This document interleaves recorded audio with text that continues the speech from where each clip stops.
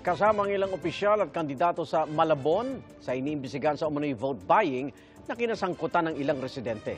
Sa Pangasinan naman, may iniimbestigahan ding umano'y vote buying kung saan ang kandidato nagparafol. Saksi si Tina Panganiban Perez. Kuha ito sa warehouse sa Navotas kung saan nabistong umano'y vote buying na kinasangkutan ng ilang taga-Malabon kahapon.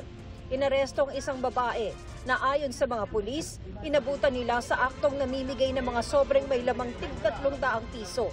Hindi muna ipakikita ang kanyang mukha sa hiling ng pulisya dahil nagpapatuloy pa ang kanilang investigasyon.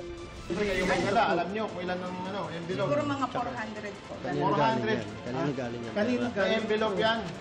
Kaninong kandidato galing to? Ay, wala po. Wala. Sabi nyo, watcher kayo ng Sabi nyo, watcher kayo. Okay, kami po ay watcher ng 21 barangays. Kumbaga, may kanya-kanya kami. Eh, 21 barangay. Opo. ipapaliwanag ko po. Yes po. Ang nasa batas natin, pagka may pera, may envelope, tapos may mga individual na nandyan na mga, tapos may listahan, eh vote buying po yan. Pamasahe po nila kasi, Yan, eh. anong date dito, para naman hindi na kami pag-prepare ng food nila, Eh, yun nga po, ibig ng pamasahe. Pero ang COMELEC, hindi kumbinsidong watchers training ang inabutan nila. May report na po kasi sa amin. Hindi lang naman po okay, nakakatatlong araw na, 3 beses na pong Kasi po ginagawa. hindi naman po kasi ng isang araw lang po yung 21 barangays. Training ng mga watchers, wala namang trainer, walang watchers kit, wala namang kahit na anong mga ginagamit para i-train yung mga allegedly mga watchers daw pong iyan. So ibig sabihin, akala po kasi nila kahapon lang napansin yun eh. Nung pong Sunday pa na nasa tinitingnan na po sila at iniimbestigahan, hindi lang po nila alam. Kasama sa iniimbestigahan, mga opisyal at kandidato sa Malabon.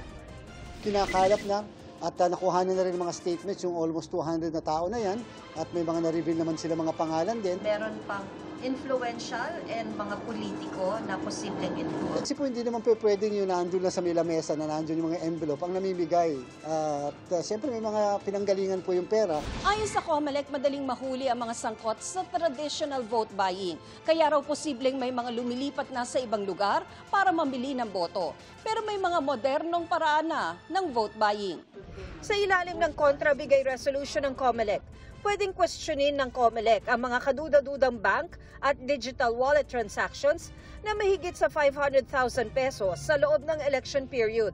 Pinagbabawal ang pagbabiyahe ng cash na mahigit 500,000 pesos 2 araw bago ang eleksyon. Naglagay na rin ng daily transaction limit ang ilang digital wallet apps sa ilang serbisyo nito hanggang October 31. May 2 reklamo rin ng vote buying ang naitala sa Mangaldan, Pangasinan. Isa rito ang umano'y pagpaparaffle ng appliances at food items ng isang kandidato.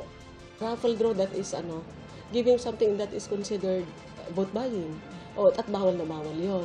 So sinabihan ko dun sa nag-report na i-report na sa hotline or he can go direct to our office. Para sa GMA Integrated News, Tina Panganiban Perez, ang inyong saksi. Mga igan, samahan nyo kaming saksiyan ng mga balita.